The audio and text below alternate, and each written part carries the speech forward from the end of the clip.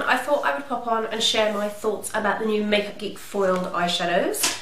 This is the little card that came with the package. I've been testing these out for a week now and I think they're beautiful. I have 5 of them, there are 10 in total. They're a little bit different, well they're completely different. They're a little bit different for a couple of reasons though. They are a little bit more expensive than the original Makeup Geek eyeshadows. They're $10 a piece. You can get all 10 of them though for, I believe, let me see, $89. So that's quite good.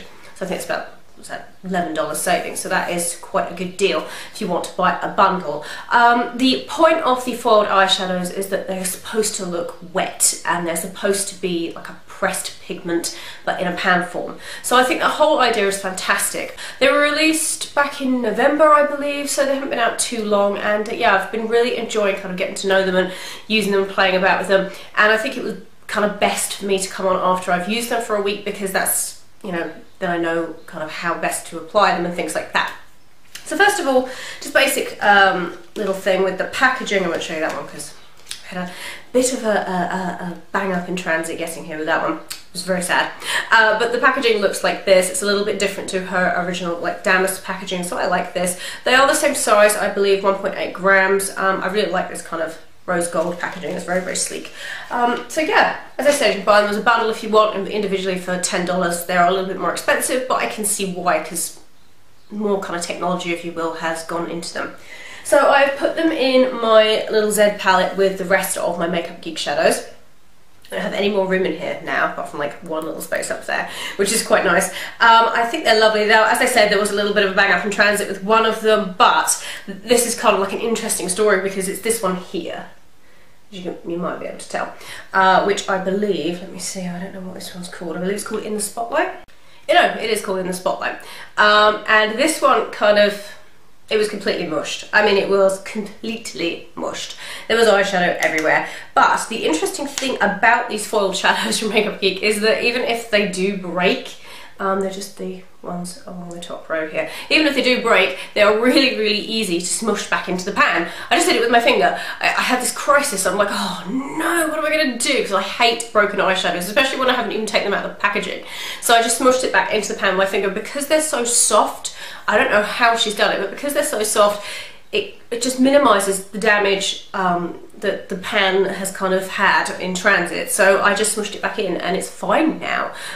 So yeah, so that's kind of good because you can't usually do that with eyeshadows. Usually you have to reset them and use a mixing medium and stuff like that. And I hate doing that because they're never the same.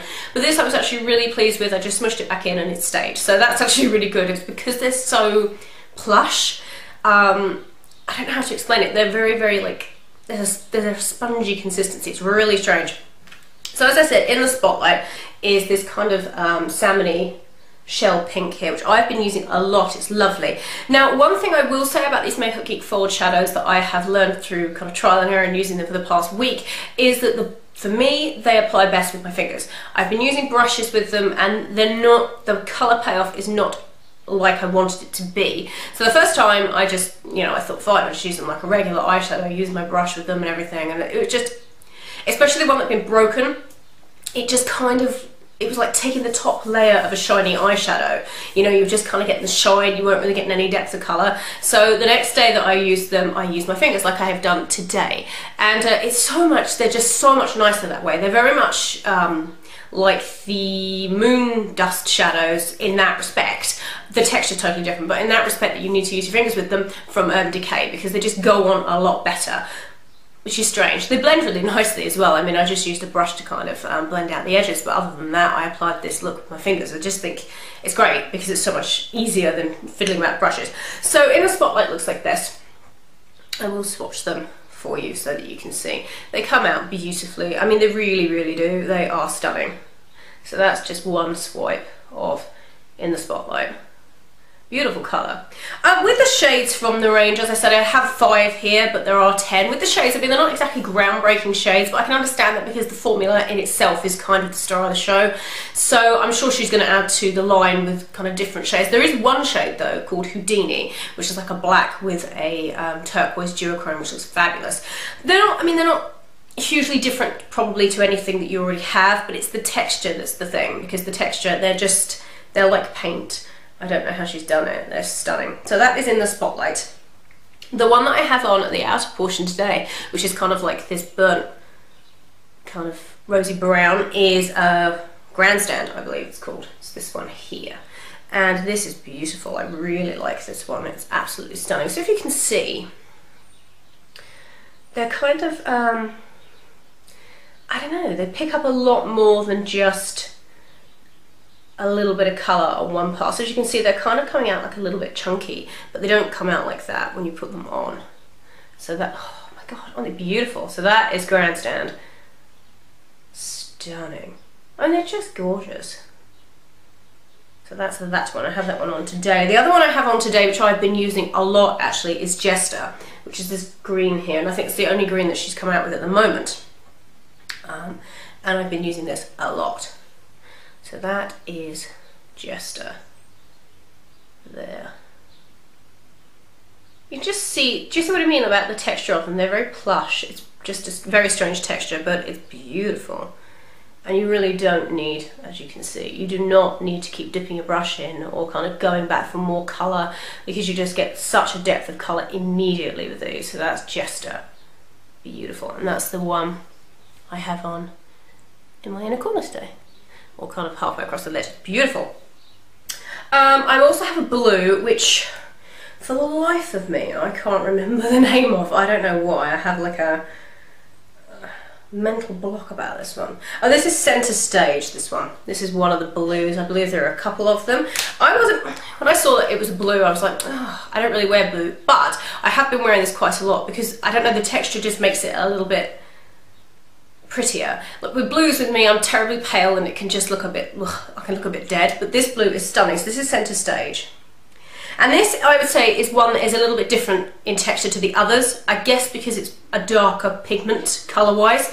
So these are all kind of in the same colour family, but the blue is a little bit different in consistency, as you can see. It's not as crumbly, which, depending on what you like, is going to be a good or a bad thing. So that's Centre Stage, and I will swipe that there. You see, it's not as pigmented as the others, but the thing is, the others are so pigmented that I guess that's kind of an unfair thing to say, because the others are so ridiculously pigmented. But I mean, you know, it's a beautiful, beautiful shade. It's a beautiful texture. It's just not, it doesn't really seem to have the same formula as these. And I'm thinking it's because it's a dark colour, and you get that with blues anyway. And then the other one, which I have here, is called Caitlin Rose. Now this is, a portion of the proceeds for this one goes towards the Batten Disease Foundation, which is a childhood disease. So if you want to look that up, I'll find a link for it down below, but a portion of this goes to that foundation. And it is this beautiful kind of bluish, deep purple. It's stunning. It's coming up a little bit blue, but let me see if I can swatch it. It'll probably come out a little bit nicer. And once again with this, it is not really the same texture as the others. But as I said, I'm sure that's because it is a darker shade anyway. So that is Caitlin Rose just there. I hope the light's alright, guys. The light today is terrible. So that's Caitlin Rose on the end there.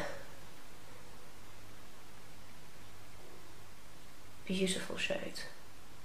So all in all, with the Makeup Geek foil shadows, I think they're fabulous. I think you do need to play around with them in order to find out whether a brush works better for you application-wise, or whether it's just best to use your fingers. I found with these that it's just best to whack them on with your fingers. They blend nicely that way. I haven't had any fallout. One thing I would say is they have had a tendency to fade on me a little bit, even with an eye primer or like an eyeshadow stick underneath. They do fade a little bit. I guess you can forgive that because the pigmentation to begin with is so in your face that you probably really wouldn't even notice, but I've noticed just because I've been trying them out. So they do fade a little bit, but I guess that's to be expected because the pigment of them to begin with is intense. I really like them. I think they're definitely worth the $10. Yeah, great price for such a unique kind of formulation. It's nice to see Marlena coming out with different things, because I haven't really come across anything like this from even like a really well-established brand. So I think, yeah, she's really knocked it out of the park with these. I think they're beautiful. They do the darker colours, and they also do sort of more rose gold kind of taupey colours, so there's a colour for everybody. But after kind of trying them for a week, I think they're lovely, but I would suggest trying them out with your fingers first before using a brush, because you just get better pigment payoff that way and better colour payoff. So definitely recommend them. I will link all of the colours that I have here down below in the description box, so if you're interested in one of them, go and click down there.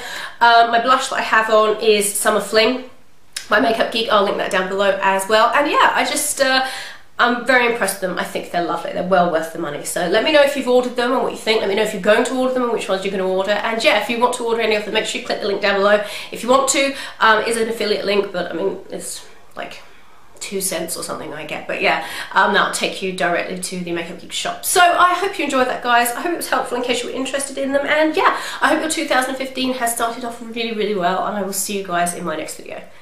Bye, everyone.